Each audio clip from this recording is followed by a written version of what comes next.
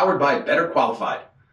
Today, a quick message. July 1st, a lot of changes happened in the credit scoring, modeling of the bureaus. What does that mean? Think about it. Something changed.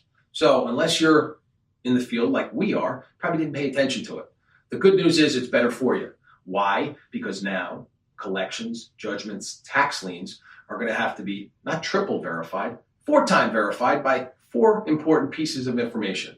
They call it PII, personal identifying information, right? They added social security number to it. So now there's 4 things they have to verify, right? This is July.